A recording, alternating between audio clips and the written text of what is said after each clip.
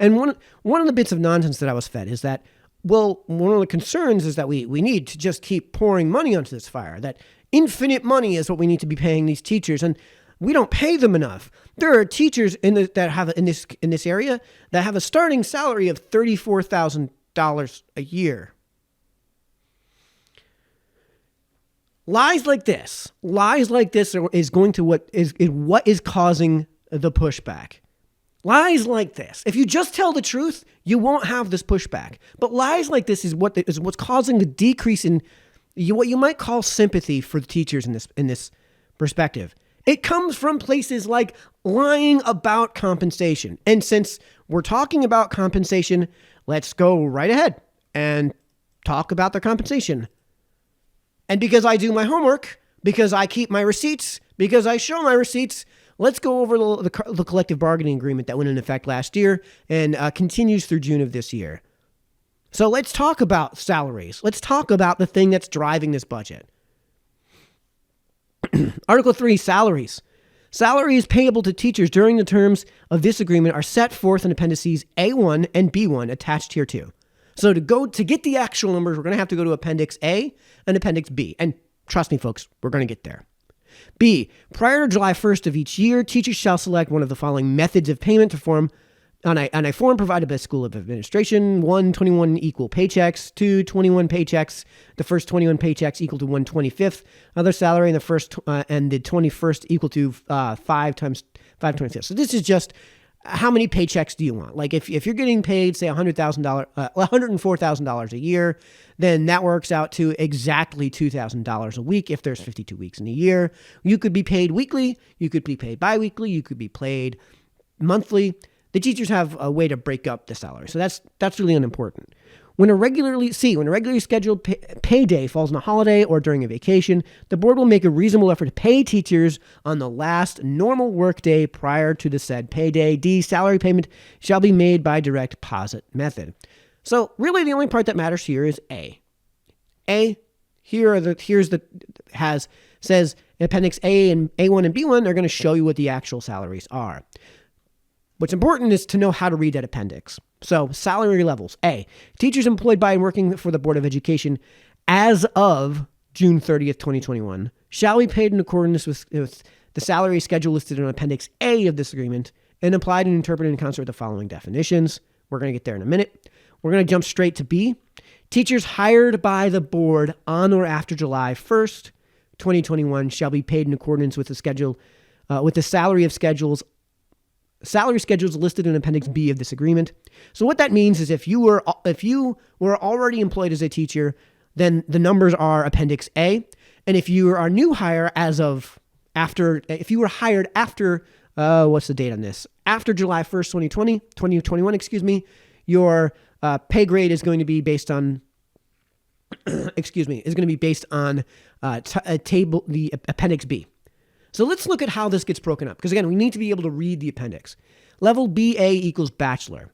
A baccalaureate degree earned in an accredited college or university. And we're going to come back to what these mean in just a minute, so bear with me.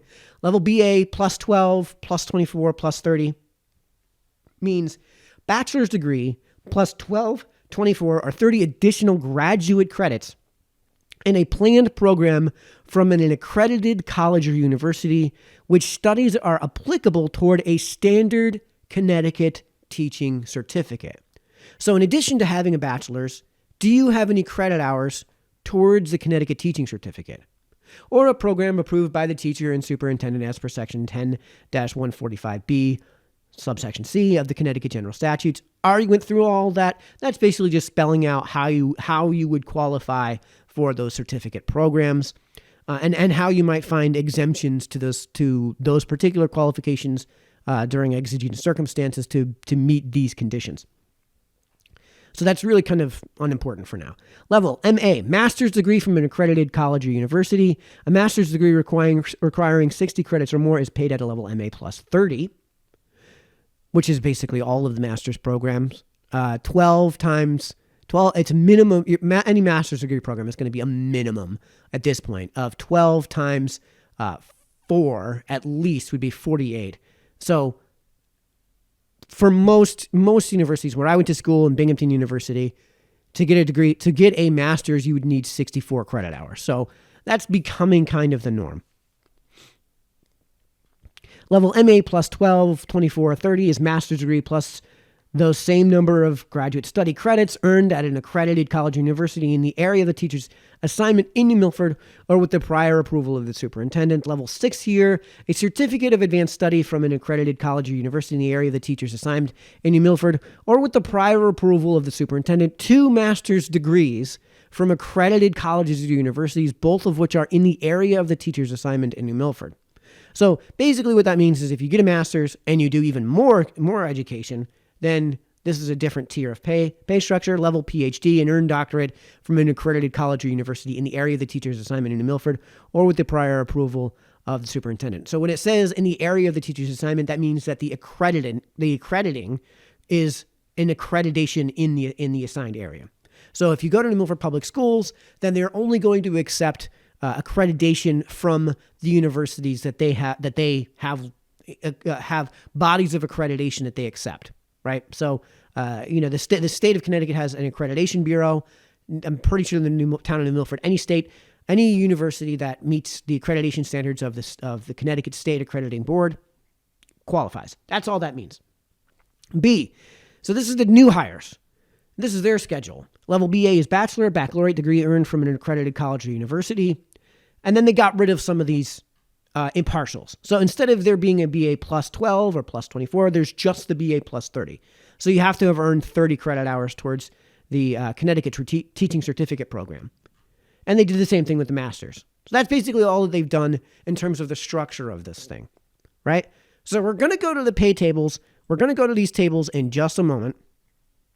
Let me bring up my notes here real quick. Sorry, folks. But before we do, I want folks to understand that I looked into the teaching certificate situation. I have no idea how you would qualify as a bachelor's alone with no credit hours towards a teaching certificate. As far as I can tell, basically, once you're employed by a school, you have 3 years to get one of these degree certificates. That's the best case scenario you can hope for. There's nothing in this contract from the town of New Milford side that demands that you have this certificate. But in order to teach in Connecticut, you have to have that certificate at some point. And from what I can tell of the Connecticut general statutes that were referenced here, I don't know how you maintain I don't know how you stay a teacher in Connecticut at a public school in Connecticut without getting that certificate in no more than 3 years after your employ. And usually it's way sooner than that you wind up getting it. So I don't even know how you would qualify for just the BA level, especially given, too, that a lot of these courses of study are courses of study that are going to be courses that have an overlap with those certificate programs, that have master's level overlap with those certificate programs, postgraduate level courses that you're going to be taking in your baccalaureate. So if you're getting a BA, let's say, from a SUNY school, a State University of New York school, which has accreditation here in Connecticut, right? If you're going to be taking those, if you're going to be majoring at a baccalaureate level in something like science teaching or teaching of mathematics, right? You're going to be taking these courses that are going to qualify for that anyways.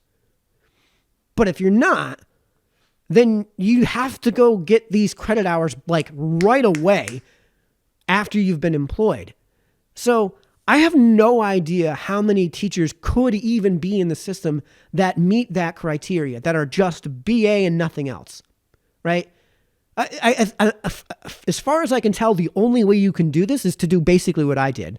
Graduate from a highly accredited school of business and major in business, a major that itself doesn't necessarily and probably necessarily doesn't have those postgraduate certificate courses, right? And then enter into the system and somehow get hired without those credentials. Best of luck, right? And then you've got to pursue, and then I have to go pursue this certificate program because of the number of credit hours that these certificate programs require in order to earn the certificate, right? So I don't know how anyone even meets that qualification. I genuinely don't know how to do it. And I also add, too, that my suspicions are based on the state requirements or as it relates to master's programs. I would imagine virtually everyone who is employed in New Milford Public Schools, at least beyond the elementary and intermediate schools, just about everyone has got to have a master's.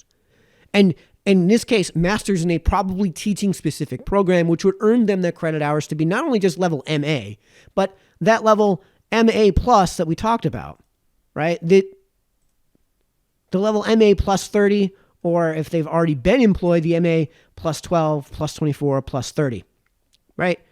So I don't even know how you could possibly get into the system for anything more than a few months as just the BA. And by the way, plus 12 is three, four credit courses, which you can do in one semester, which you can have done before the high schools go into Christmas break, right? So, and in many cases, if you do them over the summer, if you're wise and just do them as night classes, they cram entire semesters into a month, which you can do. You can do that at Naugatuck. You can do that at Norwalk Community College. You can do that at the community colleges. You can, in many cases, do it at the state universities of the Connecticut state universities, right? At CCSU, Southern, Western, Eastern, you can do that in those cases and just enroll as part of the summer courses. So remember that I don't know if there's anyone that's going to be qualifying as just the bachelor's degree. So let's now, before we get into those appendices, because we need to know what those appendices mean, what these salary tables even mean. Let's talk about what the working day and working year is. And so you guys have a frame of reference. A normal year for folks like you and me in the real world is roughly 270 working days. I'm doing that because it divides by 3 nicely. It's probably closer to like 265, but 270 divides nicely by 3. So just keep that in mind. So let's go ahead and run right into what they define, what the collective bargaining agreement defines as a working day. So this is the working day and the working year. Let me bring this up for me. Normal work year. The work year for teachers shall be set forth in administrative regulations. The board may alter the work year at any time. An extension of the work year beyond 186 work days shall be compensated at the per diem rate of 186th of the teacher's annual salary for each day the work year is extended for teachers. So again, 186 days. And if there's a reason to work any more than that, and I don't know why there would be, but if there is, then you get paid more. Should any of the extended days in the work year be 3 hours or less in duration, the teacher shall receive half of the per diem. So if it goes over 186, instead of getting a daily rate, you get a half-day rate if you work less than 3 hours. Reason to complain here, but not that big a deal as we move forward here. Normal working day. Normal work day. A. The starting and dismissal times of all schools shall be set forth in administrative regulations and published for any succeeding year by no later than 4 weeks prior to the opening of school. The work day, here we go, folks, shall be 7 hours and 15 minutes. 7 hours and 15 minutes. The time that has been added to the teacher workday as of July 1st, 2003 may be student instructional time. 7 hours and 15 minutes. Where are my landscapers at? Where are my masons at? Where are my roofers at? Right? Like 7 hours and 15 minutes? 7 hours. This isn't even an 8-hour day. This isn't even an 8-hour day. Right? And even if you're going to say, well, a normal working day is 9 to 5, but everyone takes a half hour for lunch, that's still 7.5 hours, right? And who today in 2022 works a real 9 to 5? Who really only punches in at 9 and then at 5 o'clock they're just done, they go home? Who does that? 7 hours and 15 minutes. How many people are entrepreneurs and know what that and would love to work 7 hours 15 minutes? Again, landscapers. The guys that you see mowing your lawns, they're working minimum 12-hour days. There's no way they're working less than 12-hour days. And this is back-breaking manual labor. Masonry is even worse. And the only reason you don't see masons working till like 8 o'clock at night is because they can't. The human body can't possibly last that long doing that work. As brutal and backbreaking as landscaping is, masonry work is so much harder. Tree climbers are done at 2 o'clock in the afternoon because they have nothing left. Because there's absolutely nothing left in the tank. I love climbing, but man, you cannot get a more exhausting, physically just draining thing as far as somebody's labor is concerned, right? 7 hours, 15 minutes. That's the normal working day. That's what is contractually obligated as a normal working day. B, provided that a teacher has no professional commitment, such as assisting students after school, meeting the professional requirements of his or position, participating in activities deemed necessary for the maintenance and developing of a good school. After notifying the office, he or she may leave the building 10 minutes before the end of the normal working day, as defined in the administrative regulations of his or her particular school. So the normal work day extends approximately 30 minutes after school to student dismissal. So this is why the student schedules are the way they are. So 30 minutes after dismissal, so let's say dismissal is 2 o'clock, add 30 minutes, 2:30, subtract 7 hours, 15 minutes, and that's the earliest that you can have the teachers in the classroom, which means that's the earliest you can have the students in the classroom. So, right. So what this means as far as Part B is concerned with the 10 minutes before the end of the normal work day is that if in your final period of the day you just don't have a class, you can go home early. So they wouldn't have the provision in there if there wasn't somebody taking advantage of it. If there wasn't somebody actually doing that. In the event the Board of Education should alter the workday for teachers, the board shall provide the association with 30 days advance notification and shall meet with the association to negotiate the impact of such alteration. Such negotiation shall be subject to the provision of the Connecticut General Statutes. This paragraph shall not be applicable to alterations in the workday which are otherwise covered by a specific provision of this agreement. So faculty meetings, there are supposed to be faculty meetings. Open house, there are supposed to be open houses. Class plans, the teacher is expected to be able to provide the principal at any time with the plans of at least 1 week in advance of classing. All right. Planning, preparation, substitute additional instruction periods. Planning period. Considering the fact that a certain amount of time during the normal teaching day should be spent away from the children to facilitate planning and preparation and procurement of selected materials, elementary and intermediate school teachers will continue to receive a minimum of 225 minutes of duty-free planning time per week and a minimum of 1 period a day of it and a minimum of 1 period a day of at least 25 minutes. So that's 45 minutes a day plus a 25-minute period where they're not with the kids, where they're, quote, duty-free. Again, I'm not saying this shouldn't be the case, but this is the case. B, preparation period. All middle and high school teachers will have at least as many preparation periods per week as a normal academic class. So see above, excluding labs and unusual schedules, meets in a week.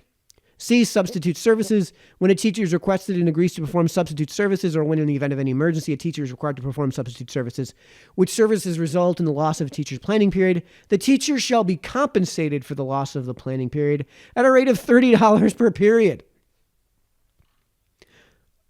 Okay, so duty-free lunch. All teachers have a duty-free lunch period of reasonable duration in any event that not less than the approximate length of the pupil's lunch period. So remember what I said about how if you're working 9 to 5 and you get a half hour for lunch, that's really only 7.5 hours. So it's 7.25 hours minus this half hour, or 25 minutes is what it was when I was in high school. Teaching responsibilities. They have these responsibilities. Change in the work day. The Board of Education, subject to a teacher's approval, may change the start and or the end of said teacher's workday so as to afford opportunities to students not otherwise available during the school day. The short version of this entire section, when it comes to the working day, is that these are not the normal working days of what you and I are working. These are definitely not even banker's hours. Not even banker's hours. And I'm not saying they should be, or they shouldn't be. But let's just deal with the truth of the matter. These are not even banker's hours.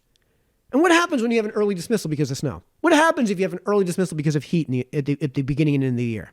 What happens if you have a 90-minute delay because of snow? Well, what happens if you have a storm roll through and you have, strong winds and you're worried about the kids, so you send them home early? Do they get paid for a half day? No. No docked work for that, right? So you guys understand what this is all going to mean when we get to these worksheets. Remember, That's what the working day and year is. And we're going to get to paid time off and supplemental income in a minute. But it's time now to go into the actual salary tables. Because remember, one of the myths that was told to me was that teachers in this region are having a starting pay of $34,000 and got like 15 likes, right? Right. This is the myth that is being purveyed by the proverbial other side, and why what is being earned by the spreading of these myths is skepticism in this process. Here is Appendix A. Here's Appendix A. Salary schedule 2021 to 2022. So this is for the existing teachers. Notice in the top left corner, remember that BA only that I told you I have no idea how anyone would even get there? First year, BA only, no teaching certificate credit hours, no master's degree, $52,281. $52,000. Who here, raise your hand if you remember the Children's Center when they said their highest paid teacher was something like $17 an hour. Which, if it's a 2,000 hour work year, that's barely 2,080 hour work year, 52 weeks times 40 hours a week. That means that the Children's Center's highest paid teacher is making maybe $35 a year. Maybe. The lowest possible pay for the existing teachers in the public schooling system here, and that includes kindergarten teachers, $52,281. And I told you, I have no idea how you would even meet those conditions. No idea how you'd meet those conditions. And if you were already in the system, then you basically have no choice but to have already been working towards that teaching certificate. And if you've got that teaching certificate, which then you're starting at BA 30. And if you've been in the system for even 3 years, you're making 56 a year. 56. Remember, 186 work days per year. 186. 186 versus what you and I are working, which is around 270. It's entirely plausible that somebody with a master's degree and the credit hours, right? So that's this MA 30 here on the right-hand side, who's been in the system for 10 years. Let's go to 10 years. $75,175. So we can dispense with these myths. We can dispense with this crap that the teachers are making anything close to what people are intimating they're making. I've shown you I've shown you the range. Maybe it's the new hires. Maybe it's Appendix B that we need to go to. And we're looking at Appendix A. Let's scroll down to Appendix A2, effective 2021. This is the next one. Not really any difference. But you can go to B1. These are the new hires. Do you see any difference there? No.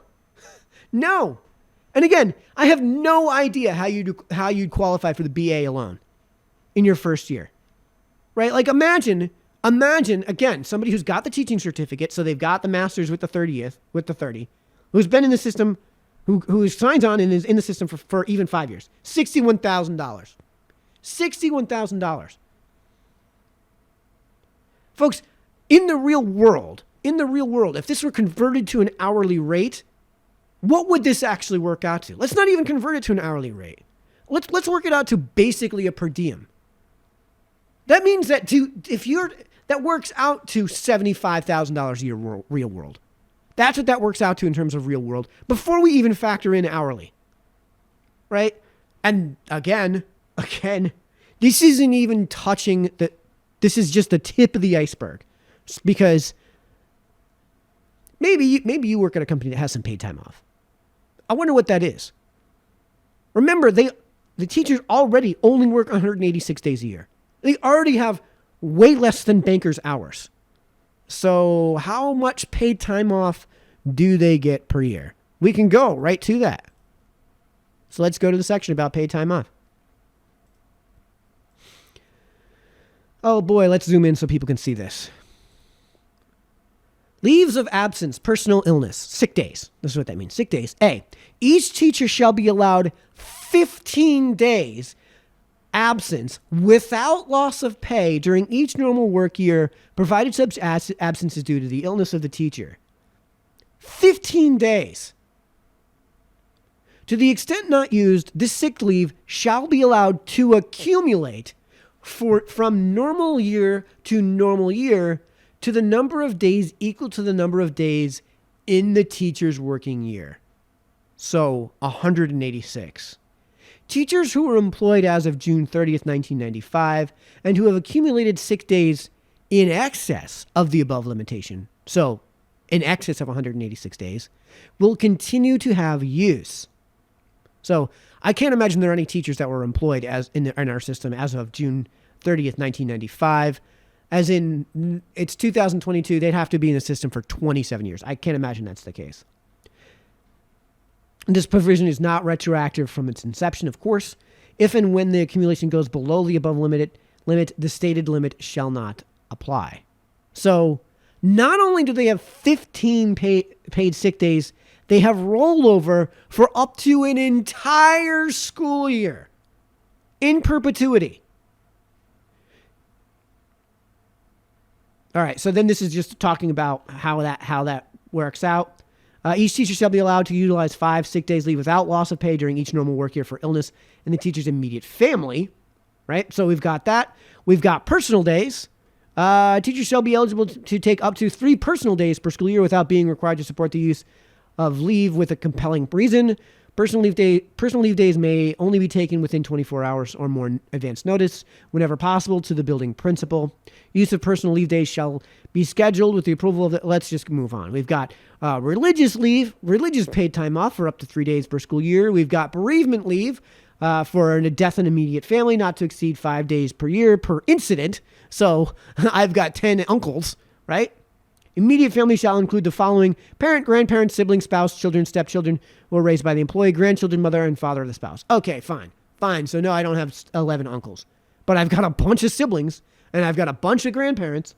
And the event of death of a relative or others are other than those specified in Section C1, domiciled in the teacher's home at the time of the death, the teacher is entitled to 1 day of leave. So Uncle Jim lives in my house. We've got time off for pregnancy. We've got general leave. We've got sabbatical, right? We've got, a child rearing leave. The list is freaking endless. From what I can tell, it seems like you could almost get to about 50 paid days off in 1 year if that's without having to accumulate rollover. Folks, remember what I said about how you are working about 50% more days in a year than the teachers are. So what does 15 paid days off work out to in the real world? Well, it works out to 22 and a half paid sick days. Just on sick days. And if you're working 5 days a week, that's damn near a month in real terms. That's damn near a month in real world terms. So we can kind of dispense with this myth that the teachers aren't being compensated fairly, that they're not making all that much money. This is to the community. Just stop lying about what the teachers are paid. Just stop lying and say the only way to obtain or retain quality employment is infinite money, because it's not. And honestly, what we should get from this contract more than anything is, man, I'm in the wrong racket. I am in the wrong line of business for sure. I am definitely in the wrong line of work. And this doesn't cover their insurance. This doesn't cover fringe benefits. This doesn't cover half of what's just built into that contract and what may not necessarily be built into the contract, but we all know to be true in terms of things like those fringe benefits I mentioned. But again, I'm showing you this not to assuage sympathy, right? Like I'm not showing you this to say, teachers are paid too much. All I'm saying is, now that we've gone over the receipts, now that we have the facts, now that we've done our homework, we can dispense with the myths. We can dispense with the lies. This is one hell of a deal. Right? And I know that for a lot of these kids, you're dealing with a bunch of little brats all day. And by all day, of course, I mean 7 hours, 15 minutes, minus 45 minutes, minus 25 minutes, minus another 25 minutes. Yeah. So, excuse me if I've lost a little sympathy for teachers because of the lies that are being pervaded by the proverbial other side. because of the lies about what's about the truth of the matter when it comes to this compensation. And by the way, we didn't even go over supplemental income. So let's just go over that real quick. Let's go over some supplemental income, because in addition to the pay scale that I showed you, there's no way.